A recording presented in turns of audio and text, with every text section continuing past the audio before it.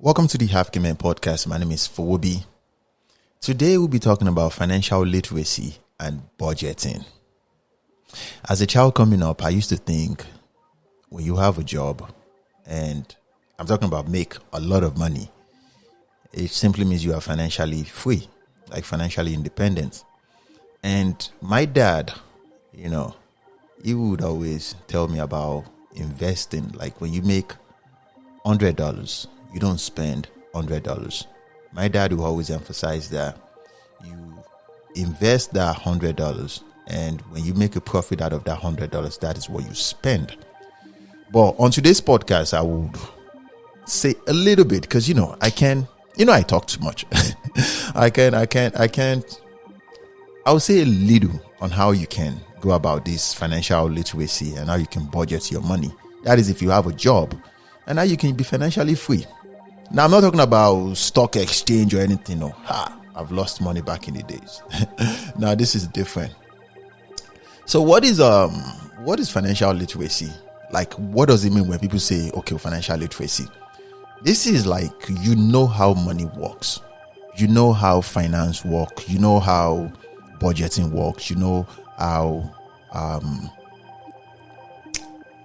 to build security around money. You know the concept of, okay, let's say you have a full-time job. You know how to save so amount of money. You know how to not spend all the money you make. Just because you make $5,000, that doesn't mean you live in a house that costs you $2,000. Does that make sense? You know how to live below your means, and you know how to make your $1 become $2 or $3. Now, let's talk about why you need to understand personal finance and why it is crucial for everyone. I was reading this book a couple of days ago, and it said $100,000 spent in a year. This guy said, I think is $27 every day, Monday to Sunday or something. It doesn't make any sense, but that's what he said. Like, it's the little money that make people broke. The $2, the $3, the $5 that you spend, the $10 on, let me just buy this chops or this food, or just that Friday trips, that weekend outing. It's those little funds that make people broke. It used to not make sense to me though, because I strongly believe if you work that hard, you need to have time to have fun. But there is time for everything though. There is time for everything.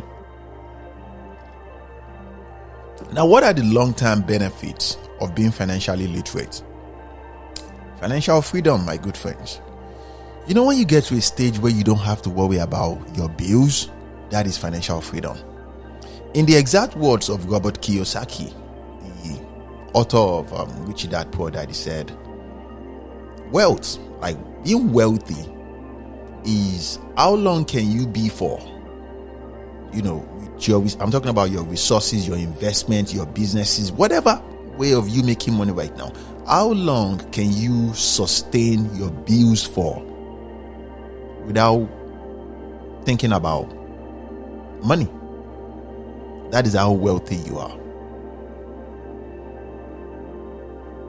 Elon Musk, Jeff Bezos, Mark Zuckerberg, all these billionaires in the world, Tony Elumelu, Jim Ovia, all these people in the world. These are billionaires. They don't worry about their bills because they have money to sort it. But there's levels to money, man. Oh, there's levels to money, because when you have money on that level, you have debts. This is something that Robert Kiyosaki, in the book The Rich Dad Poor Dad, he spoke a lot about that. Okay, well, when you have money to a certain level, you have debt. I'm talking about Robert Kiyosaki has like $2 billion of debt. You get me? Like $2 billion is a lot though. But when you have $2 billion of debt, your net worth is like 20 billion. And people who don't understand financial literacy will say, wow, I don't want 2 billion of debt. Come on now. Apple corporations, for example, Apple has around 100 billion of debt. Like, that's a fact. But let's keep it pushing though. But you need to understand how money works. The purpose of the banking system. Now, Because, to dive into what the bank is for, that is going to exceed more than 30 minutes, and I don't want to do that. Before you make money, or let's say you're making money, you need to create a budget. You see, budgeting, it is the foundation of your financial skills. You plan it this way. Your bills, you write it down on the left-hand side. All your bills, your phone bill, your car bill, your insurance, you write everything down. On the right-hand side, you write down how much you make. Then you subtract your bills from how much you make. Now, the remainder of those funds, come on now, you need the remainder of those funds. Don't just go and buy some expensive shoes. The remainder of those funds, what do you want to do with it? Do you stack it away, like invest, or what do you do? In my world, what I usually do to my paycheck is I transfer. That is when I used to work, because now I don't work no more. I have a business. When I used to work for people, my check goes directly into my whole life insurance. Does that make sense? And I borrow the money out to pay my bills every month. Because it doesn't make any sense to me for me to pay back the federal government 35% of my money. Come on now. That doesn't make any sense. So what I usually do is I transfer the money to my whole life insurance, which is my check. This is not the financial advice. Don't come for my head. Why some people will say don't do that? Me, I do it. Or you transfer it to your IUL, which is your Index Universal Life Insurance, and you borrow the money out every year. That is the best way that I've known to save my money, because the new check pays back the money I borrowed last month. Why some people will say, why would you do that? My good man, I created my own bank. You see, make friends with rich people. Let them teach you how money works, my good friend. Oh, there are so many secrets when it comes to money that you would never find out about, hanging out with those poor friends of yours, with those poor circle of people that you hang out with on Fridays, and you waste your money unnecessarily. But that is none of my business. Now, let's talk about setting financial goals. The significance of setting clear financial goals. Remember when I said that the money that is left aside, that is, if you want to go through that route after taking out your bills, your responsibilities, you should have a little bit of funds on the side. That is, if you're not living beyond your means. What do you want to do with those money? In the next 5 years, let's say everything goes well and you're fortunate enough to keep that job, which is not guaranteed. Then you have nothing to worry about. But the way you're supposed to think about money is, it's possible for shit to eat the fan. My good people. So, my advice to you, the remainder of those funds, this is how you create your own, your clear financial goals. The remainder of those funds, you go and figure out the business you want to start. It's 2024 right now. One source of income can hold you together. Especially if you're a man, there is massive expectations on your life. Because your existence as a man is attached to respect. You want to be respected. You don't want to complain about funds all the time. Oh, we can't afford that. Oh, we can't.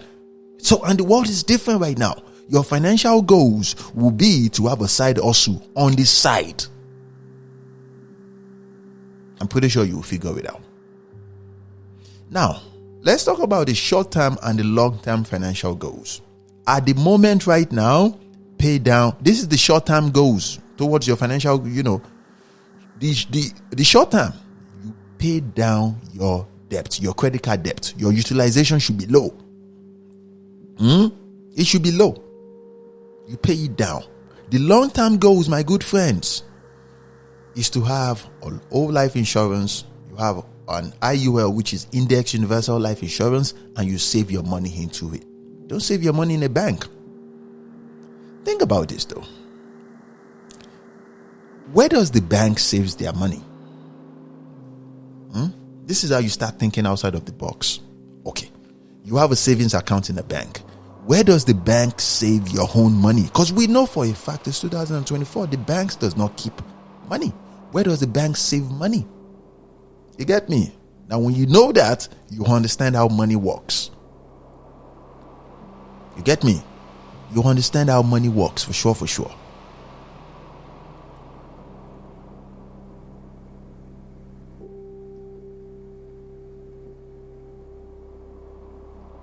Now, let's talk about saving strategies. Various saving strategies, my good man. You can save your money in a whole life insurance. You can save your money in an IUL. As I'm mentioning all these things, I don't want to dive into it too deep because, this is a podcast. I don't want to bore you. I don't want you to be bored. Take a pen, write it down, and go do your research. You see those leftover $1, $2, you save those money. Save it for rainy day. Oh, rainy day can take you out. Because it's hard, man. Especially when you're looking for funding for an idea. You don't when you don't have money, the idea that goes through your mind, oh my God, if I have money now, this is what I would do. My good man, if you don't have the right planning in place, you're not going to do anything with that money. You will blow that money. You will run through that money. Now, to save yourself from blowing your money on unnecessary things, you need to distinguish between needs and wants. Your bills, your responsibilities, those are your needs. Your wants, bro, you don't need a new shoe. A new shoe right now. A new clothes right now. Oh my God, they are doing sales right now. Better avoid going through that route. Let's keep it pushing. Let's talk about debt management. The impact of debt on financial well-being. My good man. Your utilization should be low when it comes to all these credit cards. It can be very, very intoxicating when American Express send you an invitation and said, your spending power is $50,000. You get me? It can be very, very intoxicating, especially for people like us that love spending money. Bro, come on now. Then you've been thinking about that Brunello Cucinelli jacket that cost $12,000 and you think this is the right time to bag it. Bro, don't do that. Don't be foolish. No. You take out that $50,000, you go buy a business or something. Yeah, you buy a software company or you buy a real estate business. And then you leverage. You pay back that $50,000 because most of these credit cards, they have a 0% APR, which means you don't have to pay anything on those credit cards. You just have to make sure you pay, meet. What is that? What is that money they pay at the end of the month? That minimum payment or something you have to pay like $35 or $25 or $40. Yeah. Aside from that, bro, let those money work for you, bro. You get me? So another thing I want to say is you need to have the right strategies for managing and reducing debt. Don't just blow through your money though. If your credit is suffering right now, make sure your credit is suffering for, or your credit score, your credit history and those things. Make sure it is going through whatever down below, just because you're trying to build something. Take for example, let's say you want to go into real estate, for example. You have like 3 buildings on your credit and you pay. Obviously, it's going to affect your credit score a little bit, because now you have debt. You have millions on your debt, let's say 1.5 or 2 million. on debts. It's going to weigh on your credit score. You get me? Like, make sure you have strategies on how to pay this thing back. Don't just rack up debt continuously, just because life happens, my good friend. It's possible for the system to freeze all of a sudden.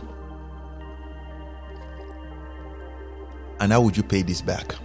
So make sure you have the right strategy. You get me?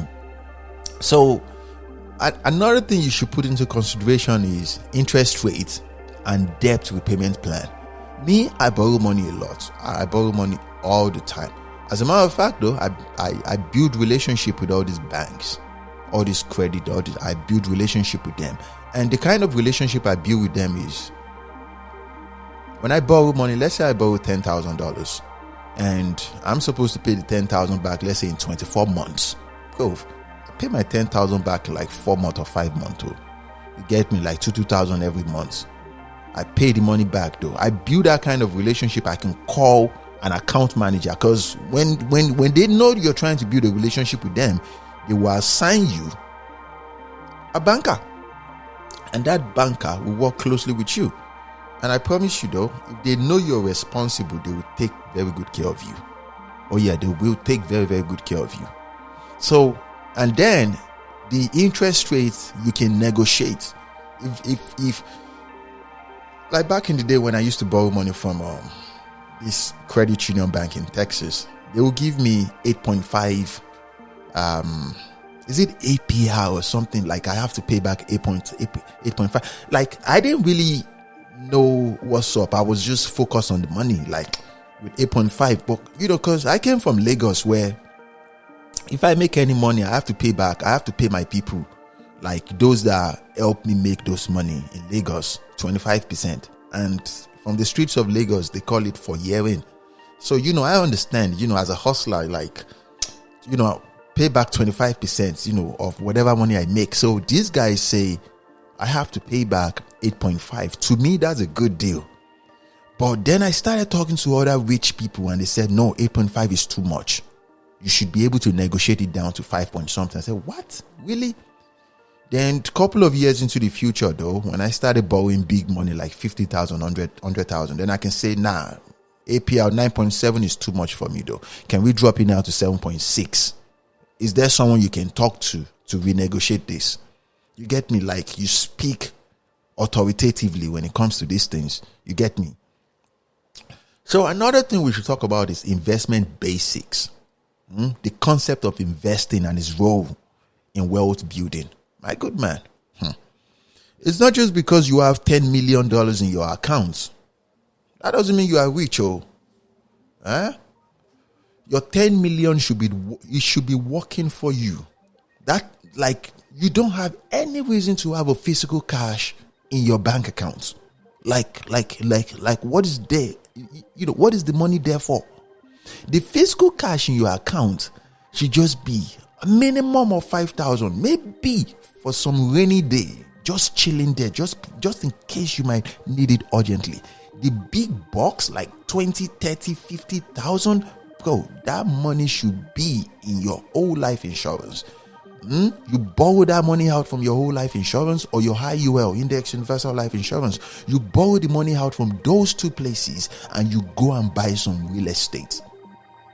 The real estate, when you buy it, or you go and use the money to go and use to buy some business or something. You need debts in your life, especially in all these first world countries. Bro, you need those debts in your life. Don't you get me? Let those money be working for you and bring a return on investment in every month. And the way credit card, the way credit works in all this first world country, if you don't understand it, you'll be in poverty. You don't have any reason to pay your bills from your bank account. That's the fact. You don't pay your bills on a physical level, like let's say your mortgage, your house rent, your car notes. You don't pay those things from your bank account. No. What you do is you have a master credit card, like let's say some American Express that gives you, let's say 5,000. You can spend $5,000 or $10,000 per month. Good. You will call them and you ask for a bank account and what is a routing number. attached to the American Express card or to that credit card. You pay your bills with that credit card to get points. You spend like 10,000 every month on those cards every month, especially for people like us that have businesses. When you have mortgage to pay, you pay your mortgage off of those credit cards. You get points off of it. Then from your bank account, you pay back those credits. That is how it's done. That is how it's done. Because your physical cash should back your debt up. Let's keep it pushing though. Now, I was talking about investing. When you invest your money, it's going to help your wealth building.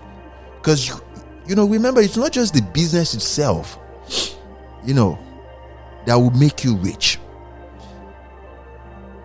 Your life insurance, you need to have your own physical bank that you trust. So when you want to buy a car, let's say you have a business. When you want to buy a car, this is how money. When you want to buy a car, this is how money works. You want to buy a car. Normally, you're supposed to go to the dealership, and they will help you, reach out to the bank that they work with, and those banks will loan you the money to buy the car, and you pay them back. Nah, don't do that. Don't do that. I got you. You tell them you have a bank that you trust. That is your whole life insurance or your index universal life insurance. That is your bank. All the money, all that monthly money you pay in either it's your paycheck, either it's from your business that goes in before you pay your staff, whatever. You tell them you want to buy a car. Either you want to buy a G-Wagon, either you want to buy a Lamborghini, or just some expensive car. You get me? And you can even write this car off if the car is more than 6,000 pounds for your, pounds. I'm talking about LBS for your business. You can write it off. You start paying those, the card note from your high UL index universal life insurance. It's like you're paying yourself. You get, because that is a complete different entity. That is a bank on its own. Learn money. And another thing I would say to you, if you don't understand stocks, don't go there. You need to find professionals that understand these things. And then look into bonds and retirement accounts. Look into those.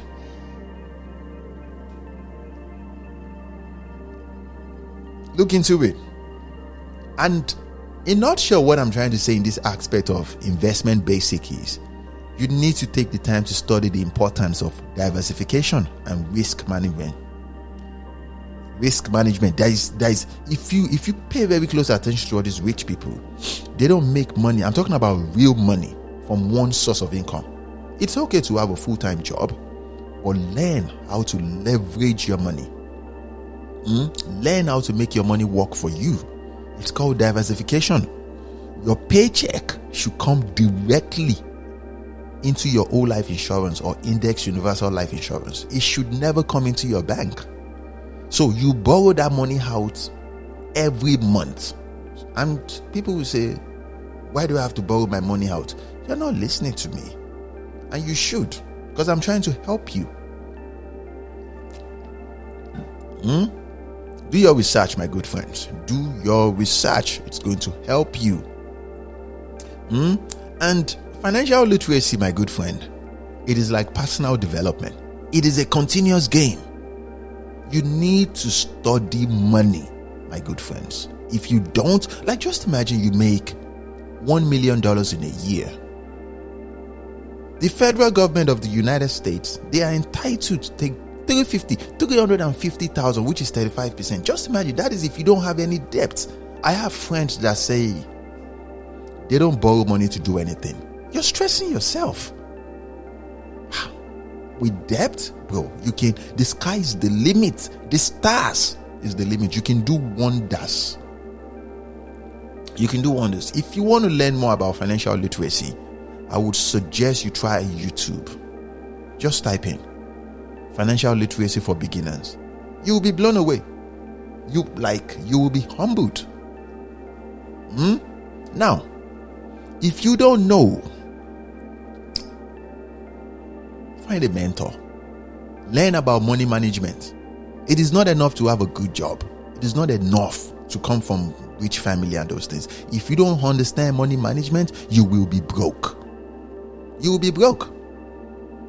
And the concept of it all, of having money, is understanding how money comes in, how money goes out, how to manage your funds, your resources, how to diversify, how to multiply your money from $1 to $2. You get me?